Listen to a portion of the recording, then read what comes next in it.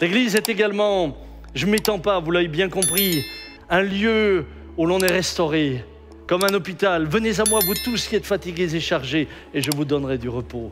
Et si tous ceux qui ont été restaurés ici devaient témoigner ce matin, le temps nous manquerait largement dans cette journée pour que chacun puisse s'exprimer. Mais l'église est également un lieu d'influence. Un lieu d'influence. Vous êtes le sel de la terre. Vous êtes la lumière du monde. Nous sommes l'église, la lumière du monde, le sel de la terre, la solution à des vies transformées, la solution à plusieurs problèmes, plusieurs situations, plusieurs maux qui minent la société et qui accablent les vies. Nous sommes la solution à tout. Parce que nous portons Dieu en nous et la gloire resplendit au travers de nous. Recevons plus de lumière dans cette vidéo sur qui nous sommes réellement en tant qu'Église. Bon visionnage.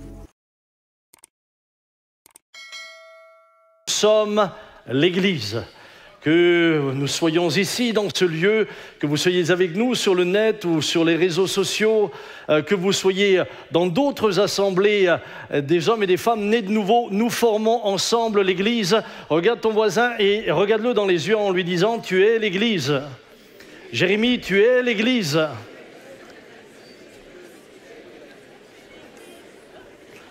Alors, le terme d'église dans l'inconscient collectif, eh bien, est trop souvent réduit à une institution et à un bâtiment.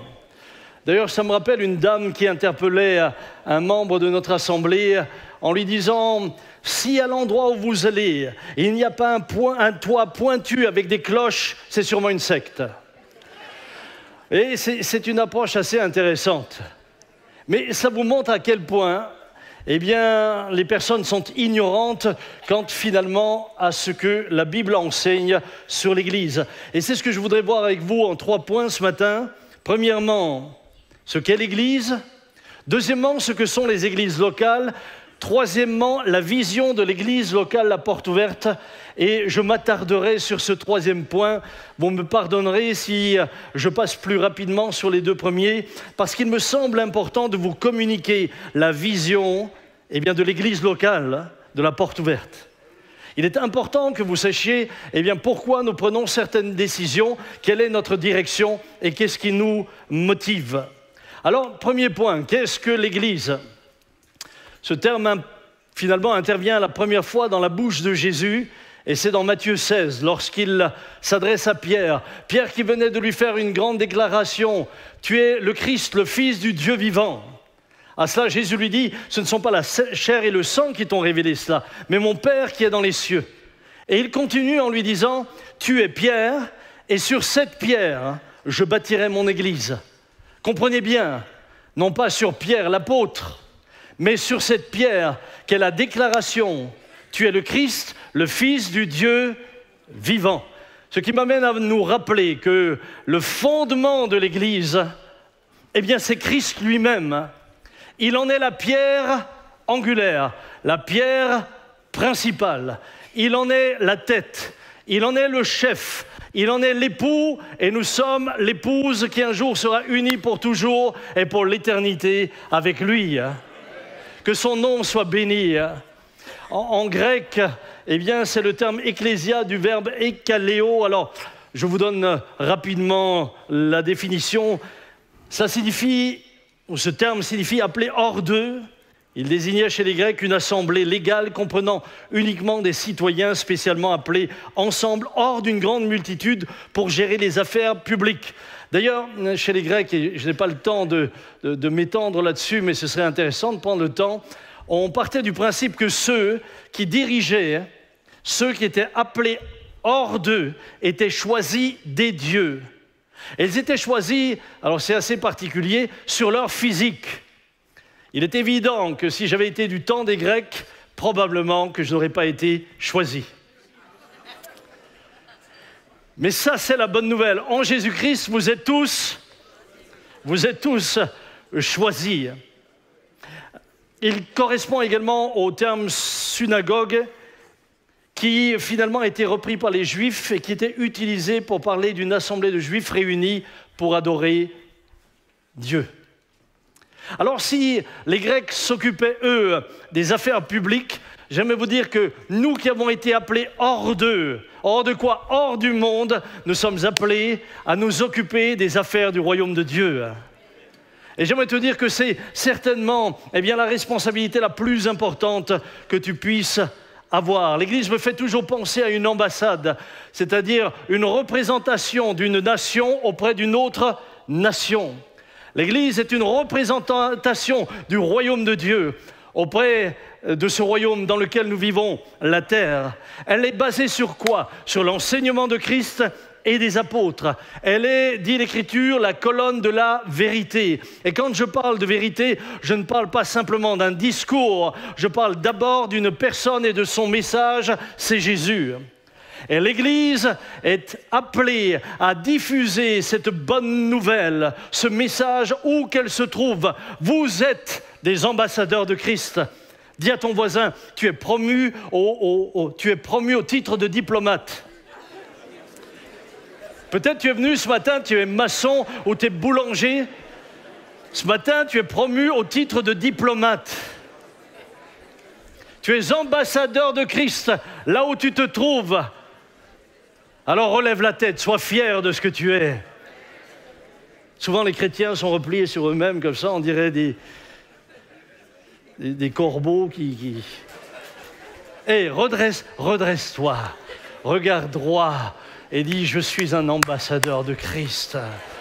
Je suis un ambassadeur du royaume. Qui compose l'Église? L'Église bâtie par Jésus n'est que composée par des hommes et des femmes nés de nouveau, sauvés. On ne naît pas chrétien, on le devient. Ce sont des choses que vous connaissez. Ce n'est pas parce que vous avez grandi dans l'Église que vous êtes chrétien. Ce n'est pas parce que vous passez une nuit dans une bergerie que vous êtes un mouton.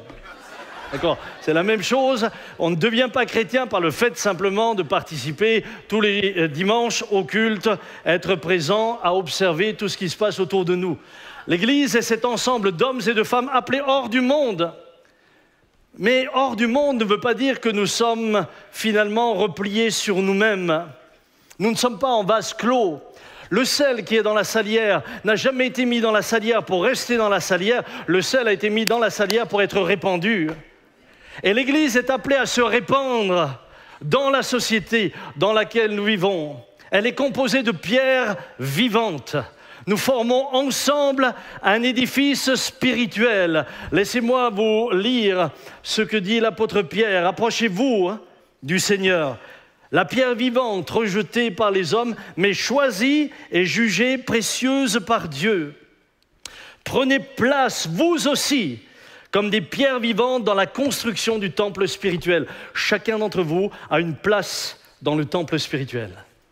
Chacun d'entre vous est important. Chers amis, chacun d'entre vous qui êtes sur les réseaux, chacun d'entre vous qui êtes devant votre écran maintenant, vous êtes important. Et la Bible vous invite au travers de Pierre à prendre votre place dans l'édifice spirituel. L'Église est universelle. L'Église est universelle. Elle est composée par les hommes et les femmes de toutes les nations. De toutes les nations. Et je bénis le Seigneur. Lorsque nous serons là-bas, on ne demandera plus d'où nous venons.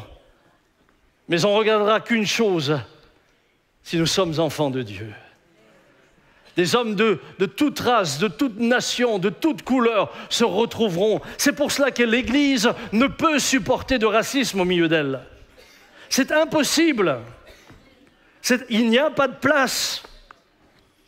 S'il y a quelqu'un qui a un problème avec les gens qui sont différents de lui, eh bien j'aimerais te dire, il faut que tu te remettes en question. L'Église est une Église pour toutes les nations. L'Église est une Église universelle, pour les petits, pour les grands, pour les femmes, pour les hommes. L'Église est l'ensemble des croyants. En un sens, elle est invisible, mais pourtant visible au travers de chacun d'entre nous. Nous devrions être visibles à cause de notre amour les uns pour les autres, visibles à cause de nos bonnes œuvres. Nous devrions être visibles à cause du message que nous portons. L'Église est visible. Voilà ce que je voudrais courtement dire sur l'Église. Et puis, évidemment, mon deuxième point sera l'Église locale. Alors, qu'appelle-t-on l'Église locale? il faut distinguer deux choses. L'Église universelle, comme je viens de la citer, et l'Église locale qui est l'expression visible de cette Église universelle dans laquelle se rassemblent les croyants. Ça, c'est l'Église locale. L'Église locale est le témoignage vivant de l'Église universelle, faite de ces pierres vivantes qui forment un édifice spirituel. Nous sommes, eh bien, l'expression même de cette Église ici, dans ce lieu, à Mulhouse. Lorsque vous regardez dans le livre des Actes, la première Église locale, finalement, fut celle de Jérusalem. C'est la première Église locale que vous trouvez. Et cette Église locale, aujourd'hui, on l'aurait déjà appelée une méga-church. C'est un terme qu'on aime employer, hein? Il y a un journaliste qui m'a dit « Donc vous êtes une méga-church ». J'ai dit « Pourquoi vous me dites méga-church? Quand vous parlez des cathédrales, vous ne parlez pas de méga-church ». L'église de Jérusalem comptait déjà des milliers et des milliers de croyants. Dans Acte 2, 46, ils étaient chaque jour tous ensemble assidus au temple et ils rompaient le pain dans les maisons. Puis, la persécution touchera l'église de Jérusalem. À partir de ce moment-là, elle se dispersera en Judée, en Samarie. Et cette église, eh bien, va reprendre vie sous forme d'église locale. On trouvera localement des églises qui vont se développer les unes après les autres. Tout d'abord, de villes en villages en Israël, puis au-delà, en Asie mineure, en Afrique et jusqu'en Europe. Partout ceux qui croyaient en Christ se réunissaient et étaient l'expression même de l'Église universelle au travers de l'Église locale que les gens pouvaient voir. Vous lirez par exemple dans le livre des Actes, l'Église d'Antioche. Et puis, il est parlé de l'Église de Jérusalem, l'Église de Laodicée, l'Église des élus qui est à Babylone, dit Pierre, l'Église d'Éphèse, de Smyrne, de Pergame, l'Église de Mulhouse. Si vous lisez l'Apocalypse un peu plus loin, il faut aller juste un peu plus loin et puis vous verrez que l'église de Mulhouse s'y trouve aussi. Toutes ces églises reposaient sur l'enseignement de Christ et des apôtres. Elles avaient un socle doctrinal, eh bien, commun. Alors, appartenir à une église locale est important. Pourquoi? Parce que c'est affirmer une conviction et un engagement. C'est affirmer une conviction. J'appartiens à une église locale. Je vous rappelle que le terme ecclésia, c'est appelé hors d'eux. Nous avons été appelés hors du monde. Encore une fois, non pas pour vivre en vase clos, mais nous sommes appelés à nous rassembler, à vivre ensemble notre foi, à recevoir ensemble l'enseignement de la parole de Dieu. Bien-aimés, je vous encourage, je sais que ce n'est pas possible pour tout le monde et je sais que certains devant leurs écrans sont soit malades, soit trop âgés, soit dans des régions où ils n'ont pas l'occasion de se réunir à une assemblée locale. Mais quand vous avez l'occasion, quand une assemblée locale est vivante et n'est pas loin de vous, ne restez pas en direct. Quittez le direct, allez dans l'église locale, vous pouvez nous revoir en replay. Mais inscrivez-vous dans la vie concrète de ce qu'est l'Église au travers de l'Église locale. Vous savez, j'ai vu ça chez les supporters de foot, ils affichent qui ils sont. Ils ont le maillot, ils ont l'écharpe, ils font partie d'un club, ils se revendiquent de leur club, ils défendent leurs couleurs. Nous, en tant que chrétiens, on ne devrait pas avoir peur de s'afficher. Et de dire, oui, j'appartiens à une église. Oui, je vais à l'église. Je sais que mon beau-frère qui est ici, Christian, a été touché, vous savez pourquoi? Parce qu'il avait un voisin qu'il voyait tous les dimanches matins prendre sa Bible pour venir au culte. Et un jour, ça l'a interpellé. Il a posé des questions. Ce voisin lui a répondu. La famille de Christian est venue, à l'époque, il était encore enfant. Christian était gravement malade.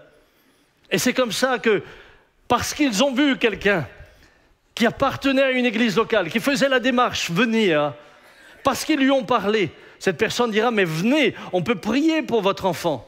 Et Christian a été entièrement guéri. Il y a combien d'années de ça? 80 ans, Christian? Non, pardon. Pardon, il y a quoi, 50 ans? Plus. Ah, j'étais pas loin hein, avec mes 80. Hein. Plus.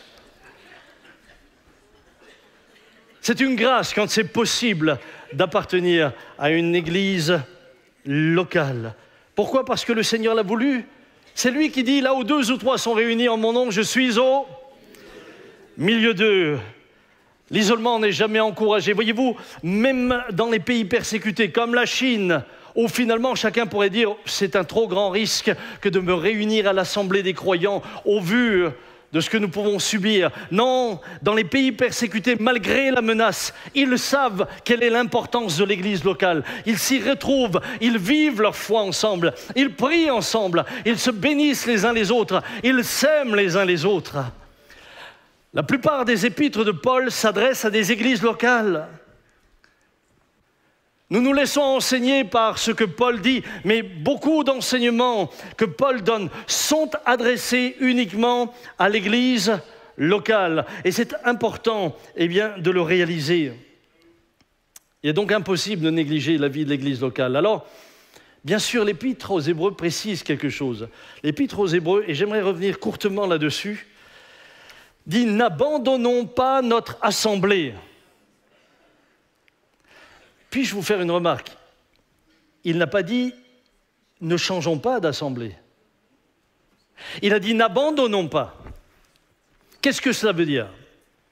Du temps où ce texte a été écrit, lorsqu'on quittait une assemblée, lorsqu'on abandonnait une assemblée, on retournait dans le monde. En dehors des assemblées qu'il y avait, on retournait dans le monde. Maintenant, si quelqu'un passait de l'assemblée qui se trouvait à Laodicée à Philadelphie, il changeait d'assemblée, mais il ne quittait pas l'Église de Christ. On est parfois amené à changer d'assemblée, ne serait-ce que parce qu'on a déménagé. Si vous venez de Dunkerque, c'est pas facile d'aller tous les dimanches à Dunkerque. Si vous êtes à Dunkerque et que vous étiez ici avant, c'est normal que vous vous joigniez à une église là-bas. Parfois, le mariage nous fait changer d'assemblée. Rien que le mariage, les deux sont dans une assemblée différente. Il faut en choisir une. On ne va quand même pas passer tous les dimanches à se séparer. Hello. Et puis, on peut finalement changer d'assemblée pour d'autres raisons. Par exemple, la vie de l'esprit. J'ai vu des personnes qui aspiraient à progresser dans la vie de l'esprit, mais ne trouvant pas ce dont ils avaient besoin, ils ont été amenés à changer d'assemblée parce qu'ils croissaient dans la grâce. Cependant, nous ne devrions jamais quitter une assemblée parce que nous avons de la dispute avec tout le monde, parce que nous sommes en rivalité, parce que nous ne supportons plus quand le pasteur prêche la vérité, parce qu'on s'est pris le bec avec le frère untel ou la sœur untel. Ça, ce sont de mauvaises motivations. Là, la Bible dit, réconcilie-toi. Je n'invite pas non plus au nomadisme. Vous savez qu'il y a des nomades chrétiens?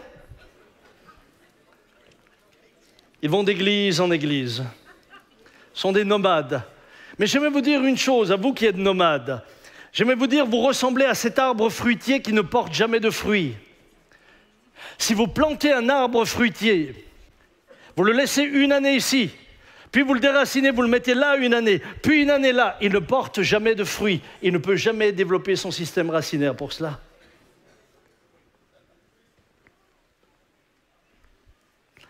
Il y a les SDF sans diocèse fixe.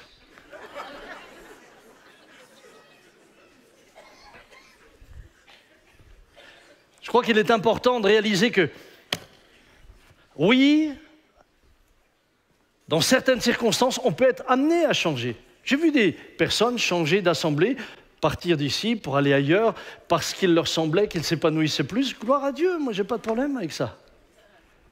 Mais ensuite, engage-toi là où tu vas. Reste fidèle. J'en ai vu d'autres qui m'ont dit, le Seigneur m'a dit qu'il fallait que j'aille ailleurs. Ils sont partis. 3 mois après, ils sont revenus. Je ne sais pas si le Seigneur leur a dit de revenir, mais bon. Donc, faites la différence entre quitter et être amené parfois, pour différentes circonstances, à changer. Alors, quel est le rôle de l'Église locale? Il y a plusieurs points, je ne voudrais pas trop m'attarder dessus, mais je rappelle que l'Église est d'abord une famille. L'Église universelle est une famille. N'avons-nous pas un même Père? Qu'est-ce qui vous est arrivé ce matin? N'avons-nous pas un même Père? N'avons-nous pas un même frère? N'avons-nous pas un même esprit qui habite en nous? Alors j'aimerais vous déclarer que vous êtes frères et sœurs, appartenant à la même famille. Et vous allez hériter ensemble. Est-ce que ce n'est pas une bonne nouvelle? On va hériter. On va hériter ensemble. Bien-aimés, je crois que c'est important de le réaliser. Nous sommes une famille. Et l'Église locale l'est d'autant plus. Il y a de petites familles et des familles nombreuses. Nous, on est peut-être une famille nombreuse. Mais chacun peut s'épanouir. Et s'épanouir dans des cercles beaucoup plus restreints que sont les groupes de maison que nous appellerons groupes de vie. C'est un atelier, un lieu de transformation. Jérémie parle du potier. Il parle du tour du potier. Lorsqu'on est dans l'église, on est souvent transformé. On est travaillé. Mais vous savez, parfois, rien que le frottement aux autres, ça vous transforme. Hier, ma fille déclarait devant tous ceux qui étaient là qu'elle a besoin de voir les fruits de l'esprit grandir et que son père est certainement un des instruments principaux que Dieu utilise pour cela. Pour travailler sa patience, pour travailler sa bonté, pour travailler toutes ces choses. Bien-aimés, c'est au contact les uns des autres que nous sommes formés, transformés. Vous savez, quand le vase est formé, vous savez comment il le forme? Par pression. Vous aimez la pression? Pourtant, la pression, c'est ce qui va vous former et vous transformer. Et suivant le vase que vous allez devenir, la pression va être forte. Si on veut un vase avec un long goulot, ça va être une pression forte. L'Église est également, je ne m'étends pas, vous l'avez bien compris, un lieu où l'on est restauré, comme un hôpital. Venez à moi, vous tous qui êtes fatigués et chargés, et je vous donnerai du repos. Et si tous ceux qui ont été restaurés ici devaient témoigner ce matin, le temps nous manquerait largement dans cette journée pour que chacun puisse s'exprimer. Mais l'Église est également un lieu d'influence. Un lieu d'influence. Vous êtes le sel de la terre. Vous êtes la lumière du monde. Et écoutez ce que Jésus dit dans Matthieu 5, verset 13. Une ville située sur une montagne ne peut être cachée et on n'allume pas une lampe pour la mettre sous le boisseau. Notre lumière doit luire individuellement en tant que pierre vivante là où nous sommes, mais également collectivement. J'étais réjoui dernièrement. L'un des adjoints au maire de Mulhouse a été interviewé par un journaliste. Et voilà ce qu'il dit au sujet des évangéliques. Du côté de la mairie, on se félicite de leur présence. Elle pacifie certains quartiers, reconnaît l'adjoint en charge des cultes. C'est un fait. Les évangéliques sont un élément structurant de notre ville. C'est le plus beau témoignage que tu puisses recevoir. C'est le plus beau témoignage que nous puissions recevoir. Je bénis Dieu. Parce que, comme le disait Reinhard Bonnke, nous ne sommes pas un bateau de croisière, nous sommes un bateau de sauvetage. Nous ne sommes pas là pour nous faire guili-guili entre nous. Nous sommes là pour amener une bonne nouvelle et pour influencer la société dans laquelle nous sommes au travers des bonnes œuvres. Au travers de pensées qui soient justes, au travers parfois de prises de position, et nous en avons prises, nous ne nous tairons pas. Nous ne nous tairons pas. Il nous faut parfois prendre des positions. En cela, nous influençons au travers de la caserne, au travers de toute l'œuvre sociale qui est faite, au travers de quartiers libres, par mille et une manières. Aujourd'hui, par la grâce de Dieu, nous sommes en train d'influencer cette ville. Alors, chaque église locale a sa personnalité propre. Regardez ce que dit Jean dans l'Apocalypse. versets 9 à 11, « Moi, Jean, votre frère, qui est part avec vous à la tribulation et au royaume, à la persévérance en Jésus. J'étais dans l'île appelée Patmos à cause de la parole de Dieu et du témoignage de Jésus. Je fus ravi en esprit au jour du Seigneur et j'entendis derrière moi une voix forte, comme le son d'une trompette qui disait « Ce que tu vois, écris-le dans un livre et envoie-le aux 7 églises, à Éphèse, à Smyrne, à Pergame, à Thyatire, à Sardes, à Philadelphie et à Laodicée. » Si l'Église repose sur un socle commun qu'est l'enseignement de Christ et des apôtres, j'aimerais vous dire que chaque Église locale a sa personnalité. Chaque Église locale a sa personnalité. La démonstration est faite dans le livre de l'Apocalypse. Lorsque Christ dit à Jean d'envoyer une lettre à chaque ange de l'Église, certains théologiens diront que c'était réellement un ange. J'en parlais avec Jean-Marie. Mais il est quand même difficile de comprendre pourquoi un ange céleste se ferait gronder. Deuxièmement, pourquoi est-ce que Jean doit envoyer un courrier à un ange?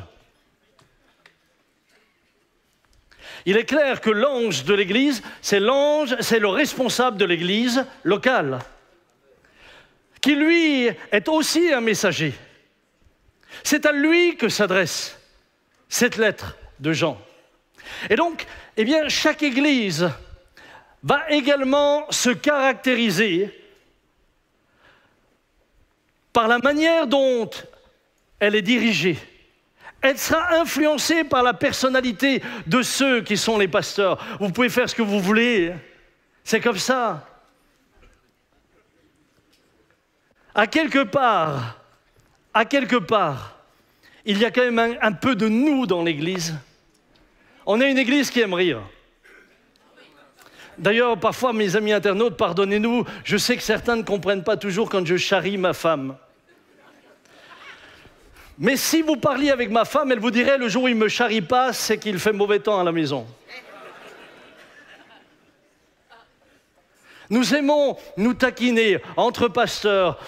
Jean-Marie qui est en train de se ronger les ongles, tu sais qu'il y a des ciseaux qui existent? Non, c'était juste, excusez-moi, ça c'était entre nous maintenant, je ne voulais pas le rendre public, mais...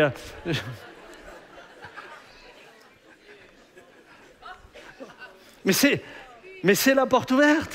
C'est comme ça. Ne me demandez pas de nous dénaturer. On s'aime, on aime rire ensemble. Alors je vois des gens qui nous écrivent des mails, qu'il n'y ait pas de plaisanterie au milieu de vous, etc. Vous voulez que je vienne comment? Avec une robe de bure?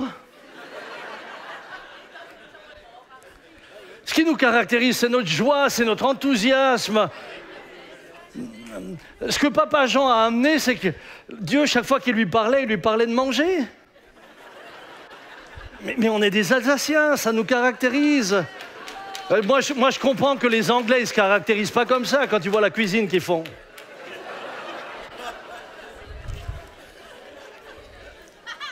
Non, mais je caricature un peu. Que suis-je en train de vous dire? Eh bien, trop souvent, on a voulu réduire l'expression de l'Église. Et je le dis avec beaucoup de respect pour l'Église catholique, mais l'Église catholique a réduit l'expression à sa liturgie. Que vous soyez dans une messe en Afrique, que vous soyez dans une messe en Asie, une messe en Europe ou une messe aux États-Unis, ça va toujours être la même liturgie. Tout a été réduit à un point commun. Alors, ça se respecte. D'ailleurs, et ça m'inquiète parfois de voir des églises évangéliques qui commencent à faire la même chose. On prêche les mêmes choses tous les dimanches, on a les mêmes chants, on a les mêmes rythmes. J'aimerais vous dire que dans la Bible, vous ne trouvez pas de liturgie de culte. Vous ne trouvez pas, il n'y en a pas. Ce que vous trouvez, c'est la Sainte Seine. D'ailleurs, c'est intéressant. C'est intéressant si vous observez un peu. La Sainte Seine qui est encouragée chaque fois que le peuple se réunit, chaque fois que vous êtes ensemble, et nous nous réunissons le dimanche, nous célébrons la Sainte Seine. Eh bien, aujourd'hui, bizarrement, dans bien d'endroits, on ne célèbre plus forcément la Sainte Seine, pour différentes raisons. Mais alors, une chose qui n'a jamais été demandée par Jésus, celle-là, elle est faite tous les dimanches. N'oubliez pas de donner votre dîme. Et c'est quand même intéressant. Quand il s'agit de l'argent, là, on est régulier comme des petites montres. Hein. Parfois, on prend même beaucoup de temps. C'est ce qui nous caractérise aussi. Ça fait plus de 50 ans maintenant qu'il n'y a plus de panier qui est passé dans les rangs et qu'aucun argent ne vous est demandé. Si vous donnez librement, vous donnez de tout votre cœur, mais ce n'est pas à nous de vous demander de l'argent, c'est entre vous et Dieu. C'est ce qui nous caractérise, c'est une conviction que nous avons reçue. Et nous le vivons en tant que tel. Alors, permettez-moi maintenant d'arriver à mon troisième point. J'aimerais un peu m'arrêter là-dessus. Vous avez du temps?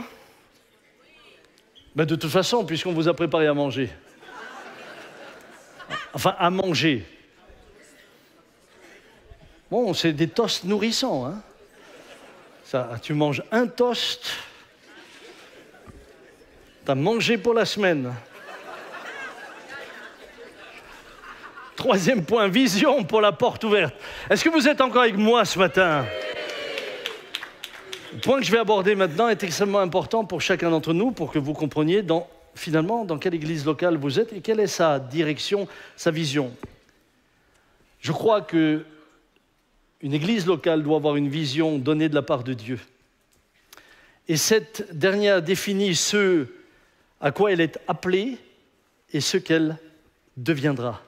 Ce n'est pas à confondre avec une ligne marketing et des punchlines. J'ai parfois le sentiment que dans certains lieux, on a des espèces de punchlines, mais qui sont exactement comme dans les commerces. Il s'agit là vraiment d'une direction que Dieu donne. Pas juste d'une phrase que l'on sort, dont on fait la punchline pour l'Église, autour de laquelle on va tout construire pour que cela corresponde à la punchline. Mais non, ça ne nous intéresse pas. Ce qui nous intéresse, c'est de dire, non pas notre volonté, mais ta volonté pour cette assemblée locale. Pourquoi est-ce que je vous partage cela? Parce que Dieu nous a parlé il y a 40 ans. Mais quand Dieu parlait il y a 40 ans, c'est comme s'il parlait ce matin. J'aimerais vous rappeler que Dieu, lui, n'est pas dans l'espace-temps. Quand vous lisez votre Bible, les enseignements que vous les recevez aujourd'hui comme il les recevait il y a 1000 ans. La direction qu'il nous avait donnée avait été claire. Et nous nous sommes rendus compte qu'il était essentiel maintenant que nous communiquions à l'Église et aux générations qui viennent clairement la vision. J'étais de ceux qui étaient encore en contact avec le pasteur fondateur, le papa Jean. Non seulement j'ai entendu la vision, mais j'ai vu ce qui s'est passé. Et puis il y a maintenant les générations qui suivent, qui ont encore pu parler avec lui. Il parlait régulièrement, vous vous souvenez, il parlait régulièrement de la vision. Et puis, il y a les troisièmes générations qui n'ont plus été en contact avec la première génération. Comme du temps de Moïse, de Josué. Et soudain, la vision, si elle n'est pas retransmise fidèlement, se perd. Mais soudain, on est dans une église où on ne comprend plus, mais pourquoi ils décident ça et pourquoi prennent-ils telle direction? La vision donnée à Papa Jean pour l'église locale est notre ligne directrice dans la manière de concevoir et de développer notre assemblée. Elle repose sur ce verset qu'il lui avait donné lorsque l'église a été fondée et qu'il demandait « Mais comment dois-je l'appeler » Apocalypse 3, verset 8, « J'ai mis devant toi une porte ouverte que personne ne peut fermer. » Le nom de notre assemblée vient de là. Je t'ai donné une porte ouverte que personne ne peut fermer. Alors, je voudrais peut-être dans un premier temps, qu'on éteigne la salle et nous voudrions vous présenter l'Église sous forme juste d'un petit film.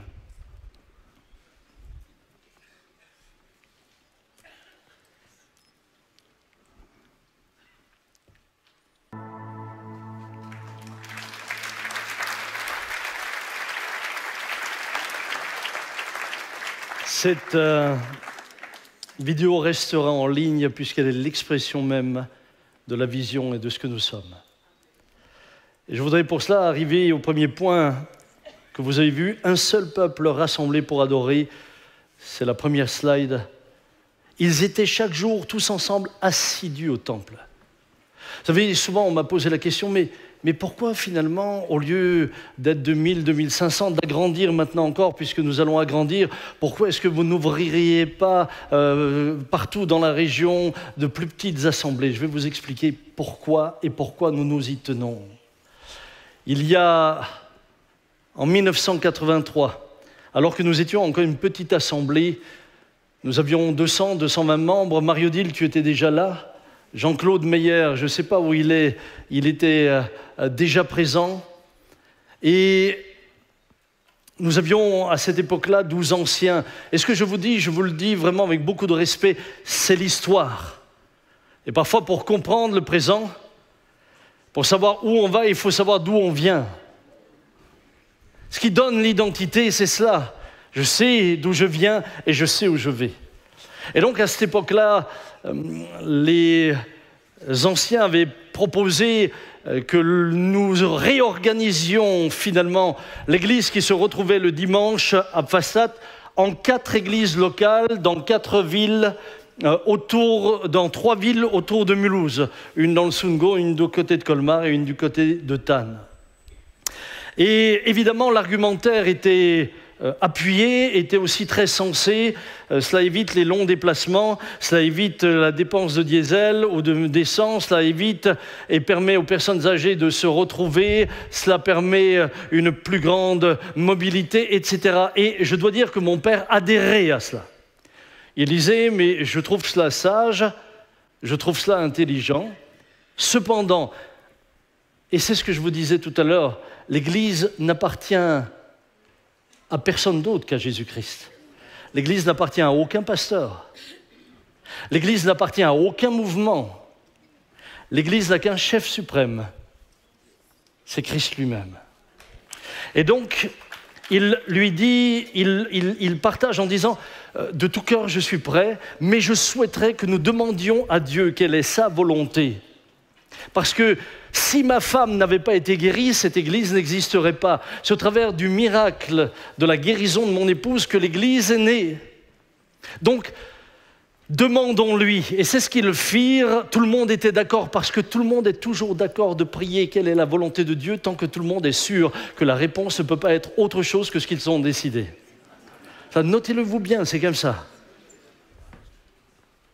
Chez les prophètes dans l'Ancien Testament, déjà, on venait dire « prophète, prophétise, mais prophétise ce que le roi veut entendre ». Et donc, ils prièrent, une première semaine, rien ne s'est passé, et partirent du principe que si rien ne se passe, c'est que Dieu était d'accord, qui ne dit rien, consent. Mais voilà que dans la 2e semaine, mon père fera une expérience. Vous savez, à cette époque-là, j'avais 18 ans. J'étais plus enfant, j'étais bien conscient de ce qui se passait, je le voyais. Il a une vision, et cette vision est une expérience spirituelle pour lui très forte, parce qu'il n'a pas rêvé. C'est réveillé qu'il a la vision. C'est-à-dire qu'il est éveillé, il est réveillé, et il voit les choses. Et là, Dieu lui montre un grand peuple, tout le monde les mains levées, en train d'adorer Dieu dans un même lieu. Et le Seigneur lui dit... Tu ne sépareras pas mon peuple, mais tu l'uniras. C'est ma volonté pour l'Église de la Porte Ouverte. Alors, heureux et joyeux, d'abord parce qu'il venait de faire une expérience spirituelle très forte. C'est quand même quelque chose que vous ne vivez pas tous les jours. Il le partagera à ses anciens, qui, eux, tout d'un coup, ne vont absolument pas être d'accord et commencer à lui dire « Mais si Dieu t'a parlé, pourquoi il ne nous parle pas à nous ?» Et finalement, ils décideront de trancher la question de manière démocratique. C'est-à-dire qu'ils réuniront les principaux responsables de l'Église pour un vote, et c'est le vote qui décidera de ce que l'on fera. Mais quand Dieu a parlé, tu peux voter tout ce que tu veux. Et ils votèrent donc à la majorité contre la vision que Dieu avait donnée. Et nous sommes passés de 200, 220 personnes un dimanche au dimanche suivant à 30 personnes. C'est comme si dimanche prochain, nous n'étions plus que 300 dans ce lieu. Ça a été terrible. J'avais 18 ans. Moi, je n'avais pas l'approche spirituelle de mon père. Moi, j'étais encore un jeune homme. J'avais envie de faire l'imposition des mains, mais sur la figure. j'étais révolté, je ne comprenais pas. Et mon père dira à ses chers frères qu'il a toujours aimé, à qui il a pardonné. Il leur dira, mes frères, je préfère mourir que de désobéir à Dieu. Et c'est comme cela donc que nous nous sommes retrouvés, Marie-Odile, combien de temps? Quelques mois, hein? Sœur Suzanne, Christian, combien de temps? 8 mois, 10 mois? Et je disais à mon père, mais dis donc, il est où ton grand peuple? Moi j'ai l'impression que c'est comme un pull-over en laine, lavé trop chaud. Il s'est réduit. Il dit, Samy, le Seigneur m'a parlé comme ça. D'ailleurs, un dimanche, un jour de semaine, il est même venu en nous disant à nous, les enfants, venez m'aider, on va sortir des chaises de l'église, comme ça fait moins vide. Vous savez, psychologiquement. Et là, c'est ma mère. Ma mère ne se mêlait jamais dedans. À la maison, c'était le chef. Mais dans l'église, jamais. Ce jour-là, elle a pris mon père par là. Elle lui a dit, Jean, t'as eu une vision, oui ou non? Il dit oui.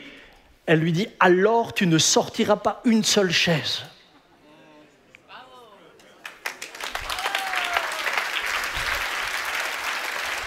Mais le fait est que le dimanche suivant, on était quand même encore un tout petit groupe et on était accablés. On pleurait, on était tristes.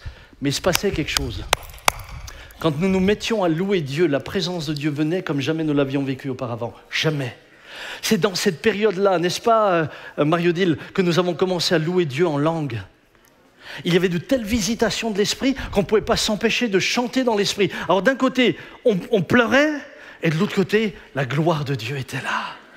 Et puis au bout de quelques mois, alors que nous étions désespérés, le Seigneur lui avait dit, vous seriez un phare pour les nations. Je me disais, on a du mal à s'éclairer nous-mêmes, dis donc. Tu parles d'un phare.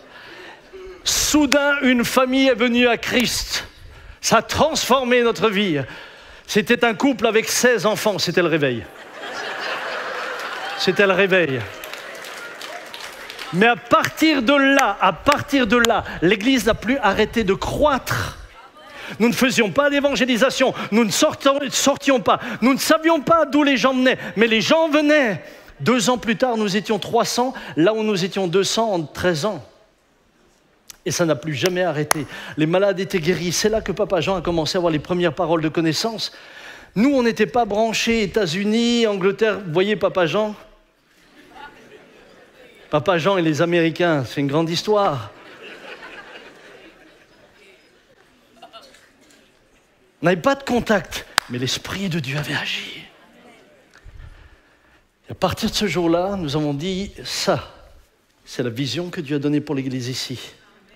Nous n'ouvrirons aucune autre église dans le département du Haut-Rhin parce que nous voulons respecter ce que Dieu nous a dit. Bâle, c'est différent, il parle en allemand. Chez Sveti, c'est en allemand. Strasbourg, c'est à 100 km. Nous n'ouvrirons pas pour respecter ce que Dieu nous a donné. Par contre, partout, Dieu nous donne la possibilité, dans tous les villages, dans tous les quartiers, dans toutes les villes, que des groupes de maisons, que nous appellerons des groupes de vie, puissent s'implanter par centaines. Et je reviendrai là-dessus. À l'époque, finalement, Dieu savait déjà pourquoi il nous créait un seul peuple. Parce qu'il savait que la force d'impact d'un peuple était plus forte que si nous étions aujourd'hui 20 petites assemblées ou 25 ou 30 petites assemblées de 100 membres. Nous pouvons aujourd'hui bénir au loin. Nous pouvons aujourd'hui bénir sur le net. Nous avons été malgré nous, la première église française la plus importante, malgré nous. C'est pas nous, on s'est jamais assis à table en disant « ça c'est notre projet, on veut… » Rien du tout, c'est une conséquence. C'est pour ça que nous ne pouvons nous glorifier de rien. Nous ne pouvons… Souvent les pasteurs viennent me voir, disent « mais quelle a été votre méthode ?»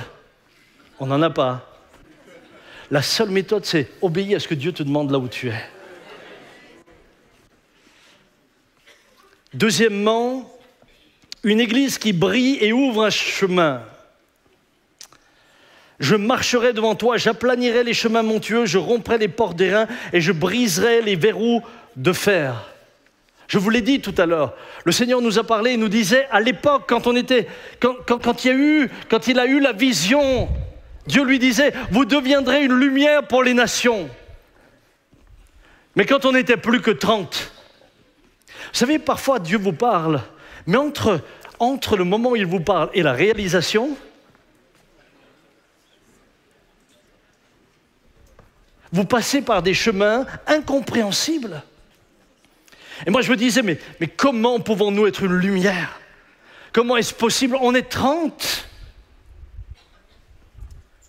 Et Dieu a posé sa main et petit à petit, eh bien l'Église, encore une fois, parce qu'il l'a voulu, a commencé à briller, à influencer au-delà de notre cercle. Mais nous ne nous sommes jamais assis, nous n'avons jamais établi une stratégie pour ça. Lorsque tu obéis au Seigneur, la conséquence, c'est que c'est lui qui fait les choses. C'est pour cela, aujourd'hui, nous ne pouvons nous glorifier de quoi que ce soit, nous ne pouvons nous glorifier de rien. De rien, je le répète, de rien. Moi, je ne peux que rendre la gloire à Dieu. Parce que ce n'est pas nous qui l'avons fait, c'est lui qui l'a fait. Aujourd'hui, j'ai des pasteurs qui appellent d'un peu partout, des hommes de Dieu qui demandent conseil, des hommes de Dieu qui demandent de l'aide. Aujourd'hui, l'Église aide de petites assemblées. Aujourd'hui, sans que vous le sachiez, nous nous investissons parfois dans des petites assemblées. Je vais vous dire pourquoi.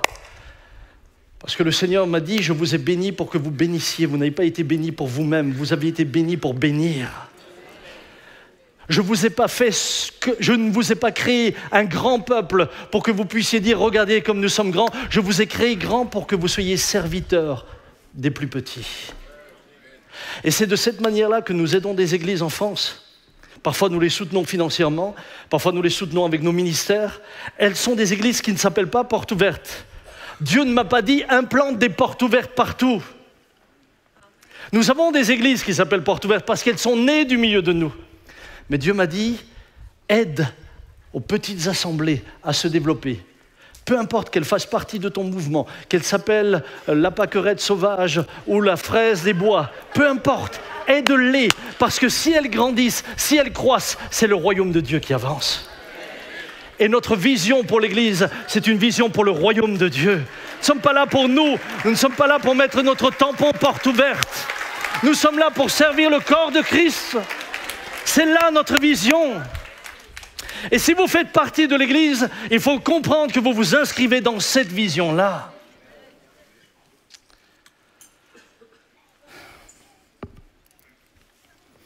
Je bénis Dieu de ce que nous avons le droit d'être aussi comme un brise-glace. Qu'est-ce qu'un brise-glace? Ça ouvre une voie là où il n'y en avait pas. Vous savez, à l'époque, lorsque l'Église a grandi ici, dans les années 90, on était déjà 1 millier, ensuite 1200, 1400. On pensait qu'en France, c'était impossible de voir de grandes églises. Et puis malgré nous, encore une fois, Dieu nous a fait ouvrir une voie. Aujourd'hui, vous avez d'autres grandes églises en France, à Paris et ailleurs. Gloire à Dieu. L'essentiel, ce n'est pas grande ou petite église. L'essentiel, c'est que vous deveniez ce que Dieu a décidé que vous soyez. Est-ce que vous comprenez? Maintenant, je crois qu'un peuple en bonne santé se multiplie. C'est une loi naturelle. Regardez, nous, les Peter Schmitt, on est en bonne santé. Je vais être grand-père pour la 20e fois. Parce qu'un peuple en bonne santé, ça se multiplie. Si vous avez des lapins,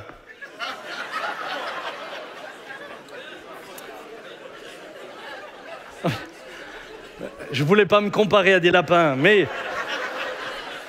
celui qui élève des lapins, il élève des lapins dans l'espérance qu'ils se multiplient.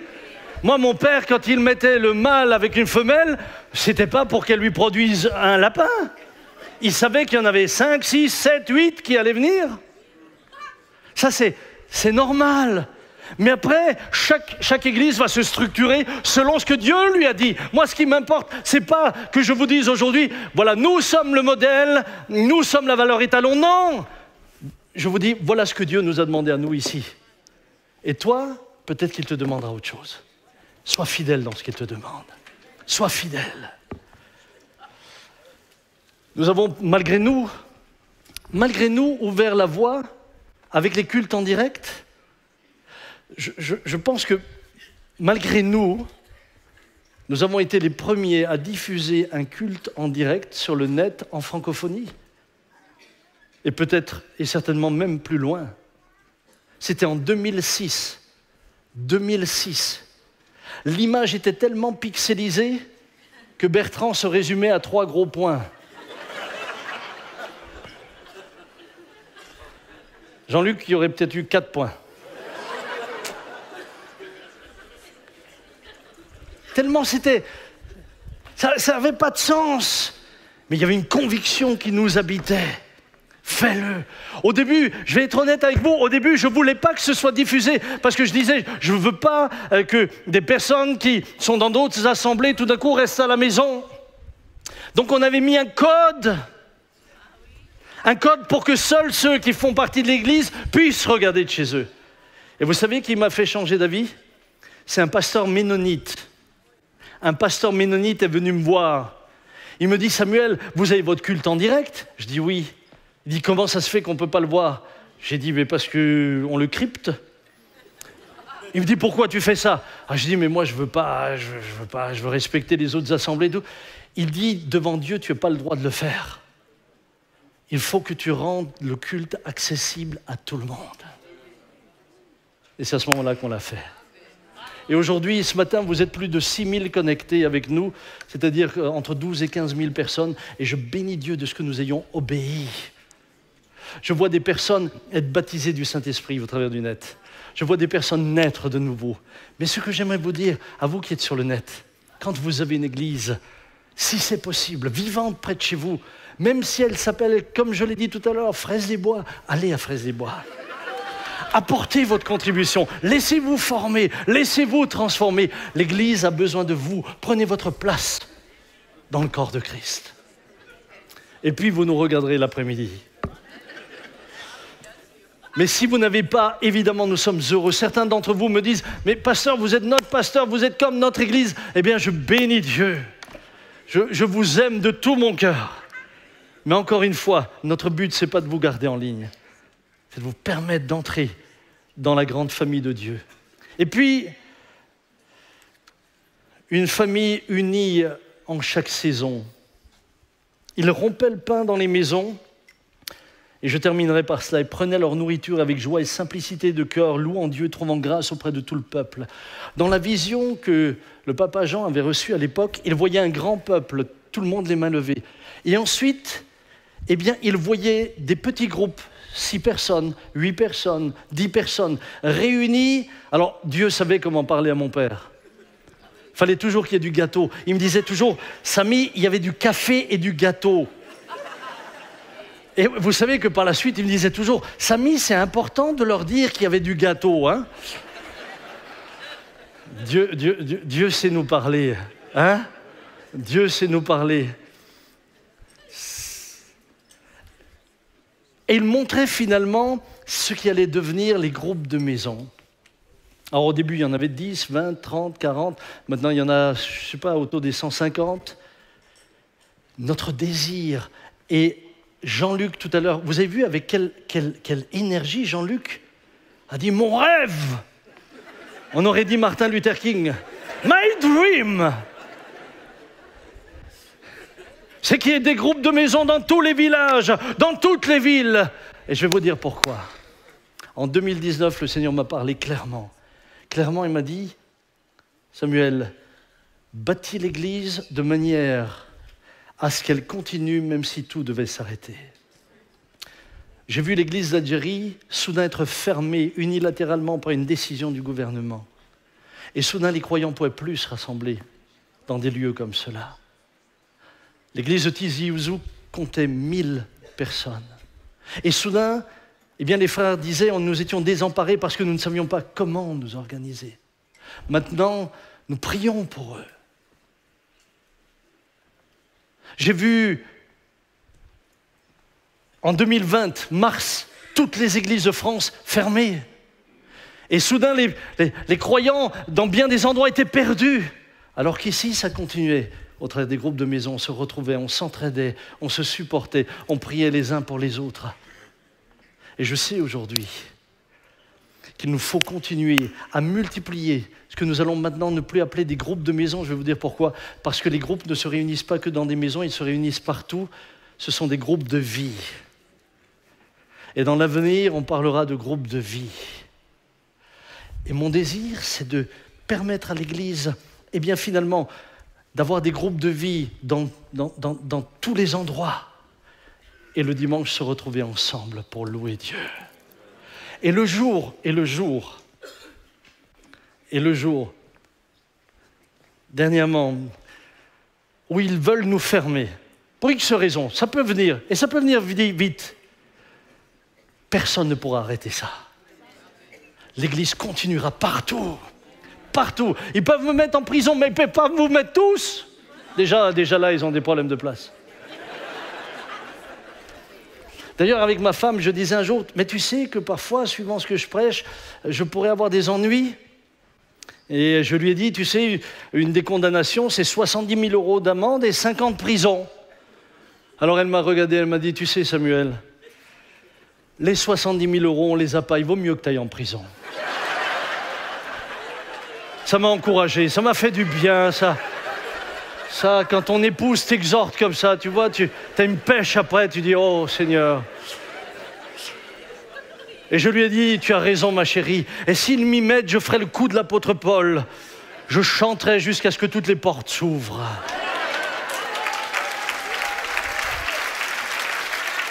Bien-aimés, vous n'êtes pas encore dans un groupe de vie, rejoignez les groupes de vie.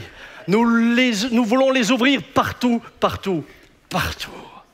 Et pour cela, nous formons les responsables, de manière à ce que l'Église ne s'arrête jamais, jamais, jamais. Regardez, l'Église de Jérusalem a été persécutée violemment. Je n'ai pas pris le temps de lire les textes.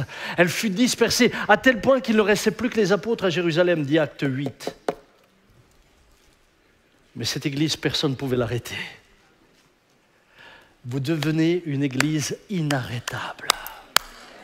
Nous voulons, eh bien, mettre en œuvre ce que Dieu nous a dit. Et je termine, et c'est ma conclusion. Nous pourrions nous lever ensemble, fermer nos yeux.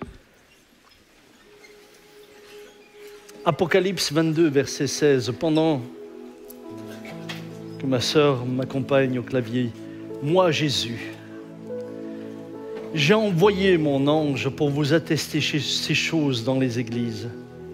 Je suis le rejeton et la postérité de David. L'étoile brillante du matin et l'esprit et l'épouse disent « Viens ». Et que ceux qui entendent disent « Viens ». Et que celui qui a soif vienne. Que celui qui veut prenne de l'eau de la vie gratuitement. Mon frère, ma sœur, alors que nous sommes debout ici en tant qu'Église locale, mais que nous sommes aussi unis par un même esprit avec tous nos amis devant leurs écrans ce matin, sur les réseaux sociaux, j'aimerais te dire, c'est Jésus qui est venu bâtir son Église. Cette Église, qu'elle soit universelle ou qu'elle s'exprime localement, est donc essentielle et importante. Trop importante pour la négliger, puisque le Christ lui-même est venu pour la bâtir. C'est celle qu'il prépare, sans ride et sans tache. C'est celle qui assistera aux noces de l'agneau. Parce que non seulement nous formons l'Église, mais tous ceux qui nous ont précédés, tous ceux qui sont déjà morts, nous attendent pour un jour former cette épouse tous ensemble, unis à l'époux pour l'éternité. Réjouissez-vous, bien-aimés, de lui appartenir. Manifestez votre appartenance à cette Église glorieuse dont Christ est la tête, le chef. Et engagez-vous autant que possible dans une Église locale, expression physique de cette Église universelle. Ce matin,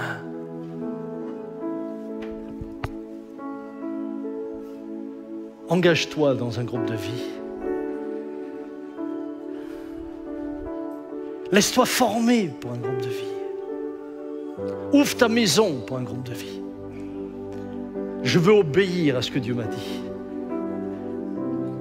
Bâtis l'Église de manière à ce que tout continue, même si tout s'arrêtait. Tu es une pierre vivante.